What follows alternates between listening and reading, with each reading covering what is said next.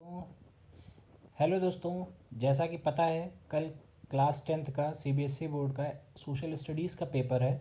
तो मैं कुछ इंपॉर्टेंट टॉपिक बता रहा हूँ जो आप कल तक रिवाइज करके प्रॉपरली जाएंगे तो आपका पेपर काफ़ी अच्छा हो जाएगा और वहाँ पे काफ़ी क्वेश्चंस आप इजीली कर पाएंगे, है ना।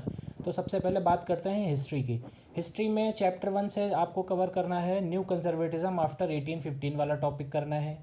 फिर यूनिफिकेशन ऑफ जर्मनी करना है, यूनिफिकेशन ऑफ इटली करना है, स्ट्रेंज केस ऑफ ब्रिटेन भी करना है आपको।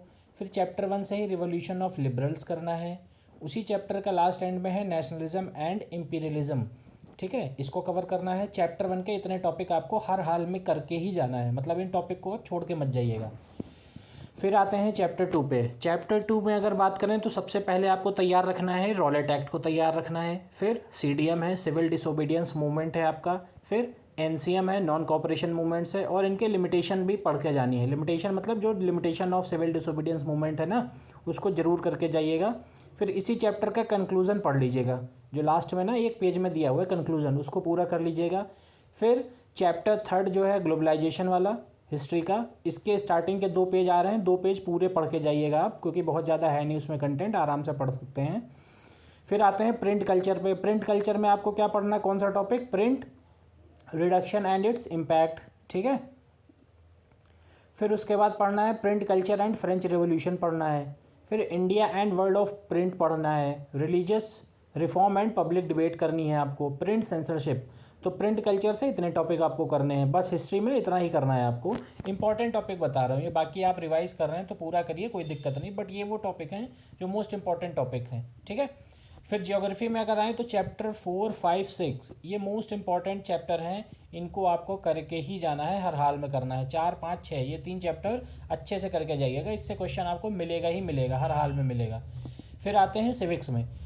अब देखो सिविक्स में आपको क्या करना है, चैप्टर 1 में श्रीलंका और बेल्जियम की केस स्टडी अच्छे से पढ़ लेना है। फीचर्स ऑफ फेडरलिज्म आपको तैयार होना चाहिए, है ना, कि फीचर्स क्या हैं फेडरलिज्म के। 1 और मोर लेवल ऑफ गवर्नमेंट होती है, same citizen govern by the different level of government, है ना, ये आपको पढ़ के जाना है। फिर हाउ इज़ फेडरलिज्म प्रैक्टिस्ड, ठीक, ये तो बहुत इंपॉर्टेंट है, इसको जरूर पढ़ के जाइएगा, जिसमें वो है नहीं language policy, centre state relation, linguistic states, है ना, ये वाला टॉपिक जरूर करके जाइएगा।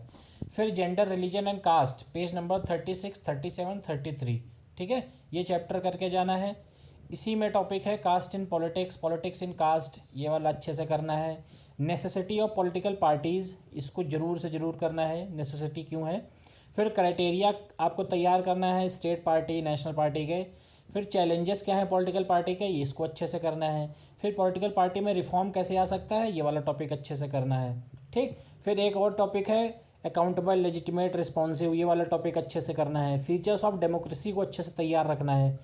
एकोमोडेशन ऑफ सोशल डाइवर्सिटी, जो ये आउटकम्स ऑफ डेमोक्रेसी वाला चैप्टर है ना, उसमें है accommodation of social diversity, dignity family of citizen, ठीक है, इसको अच्छे से तैयार करना, बिल्कुल अच्छे से। ये वो टॉपिक हैं जो बहुत कोर टॉपिक हैं, इनसे क्वेश्चन आ सकता है। फिर अब जैसे इकोनॉमिक्स की बात करें, इकोनॉमिक्स में चैप्टर 1 है money and credit, money and credit अच्छे से करना है। फिर कंपेयरिंग द 3 सेक्टर वाला करना है। Rising importance of the tertiary sector, ये भी अच्छे से करना है। How to create more employment, how to protect workers in the unorganised sector, ठीक। फिर foreign trade and integration of market, foreign trade and integration of market हो गया। फिर factors that have enabled globalisation, globalisation वाले chapter में ये topic है, factors that have enabled globalisation, ये वाला अच्छे से करना है। फिर impact of globalisation in India, इसको भी अच्छे से, बहुत अच्छे से करके जाइएगा। फिर what do you mean by liberalisation of foreign trade, ठीक है, फॉरेन ट्रेड के लिबरलाइजेशन से क्या मतलब है।